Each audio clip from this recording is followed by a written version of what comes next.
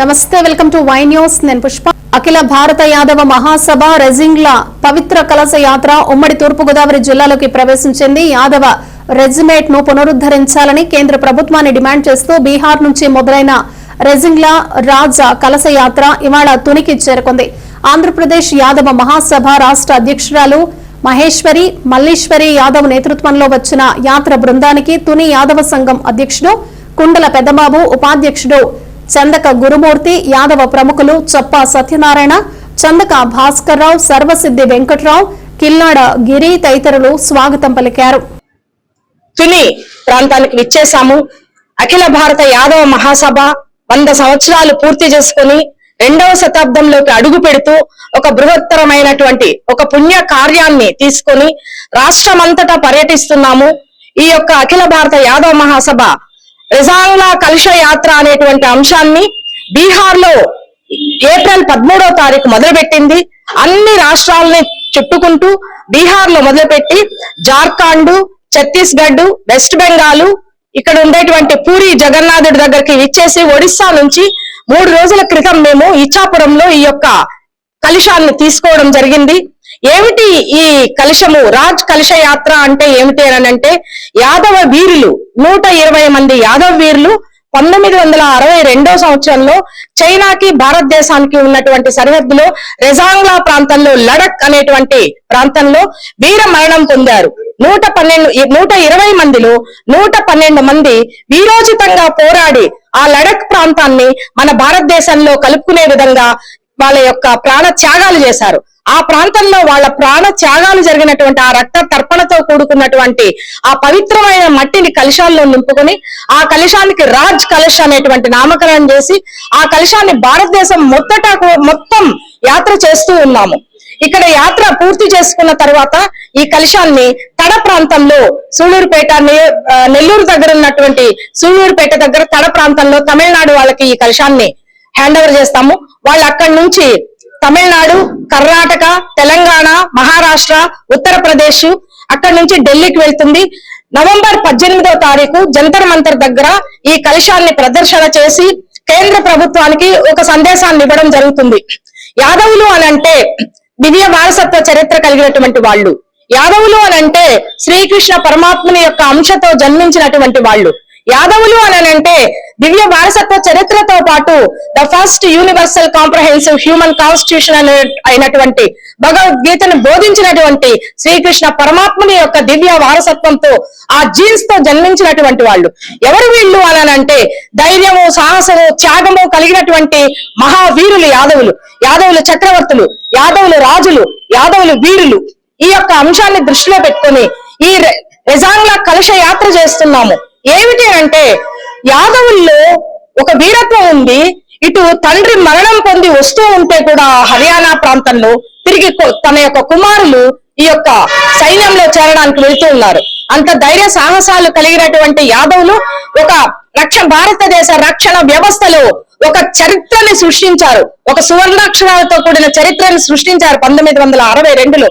అలాంటి ధైర్య సాహసాలు కలిగినటువంటి యాదవులు రక్షణ వ్యవస్థలో ఉంటే భారతదేశం కూడా గర్వించదగే విధంగా పోరాటాలు చేయగలుగుతారు, మన భారతదేశాన్ని రక్షించుకుంటారని భావిస్తూ అత్యధిక శాతం యాదవుల్ని సైన్యంలో చేర్చుకోండి అని చెప్పనేటువంటి ఒక అంశాన్ని తీసుకొని వాళ్ళకి సపరేట్ గా ఒక రెజిమెంట్ ఇవ్వండి. అహిర్ రెజిమెంట్. అహిర్ అంటే యాదవులు.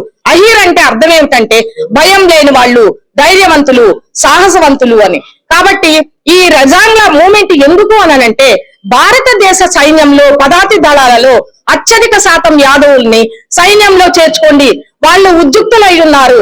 వాళ్ళ ధైర్య సాహసాలు భారతదేశానికి, భారత రక్షణ వ్యవస్థకి చాలా అవసరం అని చెప్పి తెలియజేయడమే ముఖ్య ఉద్దేశంగా ఇది దేశమంతా కూడా పర్యటిస్తూ ఉంది. మీడియా మిత్రులకు నమస్కారం. నా పేరు నాగమల్లేశ్వరి యాదవ్. అఖిల భారత యాదవ్ మహాసభ రాష్ట్ర మహిళా అధ్యక్షులుగా ఉన్నాను. నేను గత ఒక 15-20 సంవత్సరాల నుంచి నేను మన సంఘ సేవ కోసం మేము అందరం కూడా పనిచేస్తున్నాం. నా ముఖ్య ఉద్దేశం ఏం లేదు, మా యాదవ మహిళల్లో అందరిలో కూడా అవేర్నెస్ తీసుకురావాలి, అభివృద్ధి కార్యక్రమంలో పాల్గొనాలనే ఒక ఆలోచనతో మేము అందరం అన్ని జిల్లాలు కూడా మేము తిరుగుతూ ఉన్నాము. గ్రామాలు, మండలాలు, అట్లానే నియోజకవర్గాలు, జిల్లాల స్థాయి నుంచి మన ఏపీ మొత్తం కూడా మేము అంత పర్యటన చేస్తూ ఉన్నాము. ఈ పర్యటనలో భాగంగా ఈ రోజు మాకు వచ్చిన ఒక మంచి గోత్రమైన అదృష్టం ఏంటంటే, మన రెజంగ్లా అంటే మన యాదవ వీరులందరూ కూడా మన ప్రాణాలు అర్పించినారు. ఆ అర్పించిన పవిత్రమైన ఆ మట్టిని కలశాన్ని తీసుకొని మేము అన్ని జిల్లాలు వస్తూ ఉన్నాము. ఈ యాత్రలో మాకు మా సహోదరులు ఎవరైతే ఉన్నారో మా యాదవ నాయకులు వీళ్ళందరినీ కూడా కలిసి మేము ఒక చర్చకు రావడం జరిగింది. ఇప్పుడు మన రాష్ట్ర అధ్యక్షురాలు మహేశ్వరి మేడం గారు చెప్పినట్టుగానే మా యొక్క డిమాండ్స్ మేము చెప్పాము. అట్లానే మాకెళ్ళి ఇప్పుడు 33% మహిళా రిజర్వేషన్ ఇచ్చారు. ఆ 33% మహిళా రిజర్వేషన్ లో ఓబీసీ మహిళా రిజర్వేషన్ అనేది కంపల్సరీ మాకు చేయాలి. దాంట్లో పాటు మా యాదవ్ మహిళలందరూ కూడా బయటకు వచ్చి మన యొక్క సమాజంలో ఉన్న అవేర్నెస్ తెలుసుకొని ముందుకొచ్చి మన ఏవైతే ఉన్నాయో మన అధికారాలు మన ఏవైతే ఉన్నాయో అవన్నీ కూడా సాధించాలనే ఒక ఆలోచనతో మేము అందరం కూడా ప్రయత్నం చేస్తున్నాం. ఈ ప్రయత్నం జై యాదవ్ జై మాధవ్. ఈ రోజు మరి అఖిల భారత యాదవ మహాసభ అనే కార్యక్రమంలో మాకు వచ్చినటువంటి మా ఏపీ ప్రెసిడెంట్ గారైనటువంటి మేడం గారు, అలాగే మహిళా అధ్యక్షులు, అలాగే వారి యొక్క టీం అంతటికి కూడా ఇక్కడికి వచ్చి మాకు యాదవాసు యొక్క విశిష్టత, యాదవాసు ఏం చేశారు, ఎప్పుడు ఎలా చేశారు, పూర్వం ఎలా ఉండేది, ఆ యొక్క విశిష్టత అంతా కూడా మాకు తెలియజేయడం చాలా ఆనందంగా ఉంది. మేడం గారు ఇప్పుడు స్పీచ్ ఇచ్చి సుమారుగా 30 నిమిషాలు ఏకదాటిగా వారు మాట్లాడారంటే వారు ఎంత అనుభవంతో మాట్లాడారని తెలుస్తుంది. అలాగే ఈ ప్రాంతంలో కూడా ఎక్కడైనా సరే వారు ఎక్కడికి వెళ్ళినా కూడా బీసీల యొక్క ఉత్తేజాన్ని పెంచుతూ బీసీలు ఇంకా పటిష్టంగా ఉండాలని, బీసీలు రాబోయే రోజుల్లో ఇంకా రాజ్యాధికారం చేపట్టే దిశగా వెళ్ళాలని చెప్పేసి వారు అందరినీ కూడా చెప్పడం జరిగింది. మీటింగ్ లో చక్కగా విషయాలు మాకు బోధించారు. ఎక్కడెక్కడ ఏం జరిగింది, 1922లో ఏం జరిగింది, 62లో ఏం జరిగింది, అప్పుడు ఈ యొక్క బీసీలు యాదవులు ఏ విధంగా ఫైట్ చేశారు, ఆ యొక్క కలసం 1962లో భారతదేశం గురించి మనం పోటీపడినటువంటి వాళ్ళ యొక్క కలసం ఇవాళ తీసుకుని వారు రావడం జరిగింది. అది వారు ఏంటంటే సుమారుగా ఢిల్లీలో రేపు కార్యక్రమం ఉంది. ఆ కార్యక్రమంలో ఆ కలశాన్ని వాళ్ళకి అప్పచెప్తారు. పార్లమెంట్ లో కూడా ఒత్తిడి తీసుకురావాలి. తిరుపతి కూడా యాదవ్ వల్ల నిర్మించబడింది అని చెప్పడం జరిగింది. చాలా చక్కటి హిస్టారికల్ మాకు చెప్పడం జరిగింది. అటువంటి కార్యక్రమంలో మేము పాల్గొన్నది చాలా సంతోషం. ఈ కార్యక్రమం పాకిరపేట నుంచి, అలాగే మా సుమదార నరసింహహారం, ప్రతిపాడు, అన్ని మండలాల నుంచి కూడా మా యాదవాస్ అందరూ వచ్చారు. వచ్చి వారు చెప్పినటువంటి విషయాలన్నీ కూడా మేము చక్కగా అర్థం చేసుకున్నాం. అలాగే తిరుపతిలో కూడా కార్యక్రమాలు పెడుతున్నాం రమ్మని చెప్పారు. తప్పనిసరిగా మేము కూడా అక్కడికి వస్తుంటాం. అలాగే మేడం గారిని కూడా కొన్ని ఎమ్మెల్యే తర్వాత క్లస్టర్ ఇలాంటివన్నీ కూడా ఏర్పాటు చేయమన్నాం. రాబోయే రోజుల్లో రాబోయే జనరేషన్ కూడా బాగా ఉత్తేజపరచని చెప్పేసి సందర్భంగా తెలియజేస్తూ మాకు కూడా అప్పుడప్పుడు మేడం గారికి ఏదైనా డౌట్స్ వస్తే క్లారిఫై చేయమని చెప్పేసి ఇంతటితో విరమిస్తున్నాం. ఓం శ్రీ మాత్రే నమః.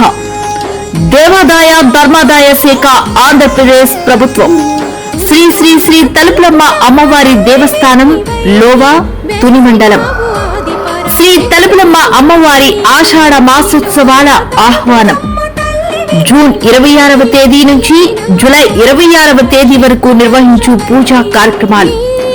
జూన్ 29వ తేదీ ఆదివారం నాడు వివిధ మట్టి గాజులతో అమ్మవారికి ప్రత్యేక అలంకరణ. జూలై 5వ తేదీ స్థిరవారం నాడు అమ్మవారి జన్మ నక్షత్రం స్వాతి సందర్భంగా పంచామృత అభిషేకం. జూలై 6వ తేదీ ఆదివారం తొలి ఏకాదశి సందర్భంగా లక్ష తులసి పూజ. జూలై 10వ తేదీ గురువారం పౌర్ణమి సందర్భంగా చండీ హోమం మరియు ఎర్ర కలువ పుష్పాలతో లలిత సహస్ర హోమం. జూలై 13వ తేదీ ఆదివారం నాడు వివిధ కూరగాయలతో అమ్మవారిని శాకాంబరీ దేవిగా అలంకరణ. 20వ తేదీ ఆదివారం నాడు బహుళ ఏకాదశి సందర్భంగా అమ్మవారికి బిల్వార్చన మరియు లక్ష కుంకుమార్చన. 23వ తేదీ బుధవారం సాయంత్రం 4 గంటలకు ఘట్టాభిషేకం ఆవాహన. 24వ తేదీ గురువారం ఉదయం 9:30 నుండి సప్తనది జలాలతో అమ్మవారికి ఘట్టాభిషేకం నిర్వహించబడును. పై పూజా కార్యక్రమాల యందు పాల్గొనదలిచిన భక్తులు దేవస్థానం కార్యాలయం నందు సంప్రదించి అమ్మవారి పూజా కార్యక్రమాల్లో పాల్గొని శ్రీ అమ్మవారి కృపకు పాత్రులు కాగలరు. శ్రీ తలుపులమ్మను దర్శించుకో, ఇష్ట కార్యాలను సిద్ధించుకో. ఇట్లు ఉప కమిషనర్ మరియు కార్యనిర్వహణ అధికారి లోవ దేవస్థానం లోవా తుని మండలం.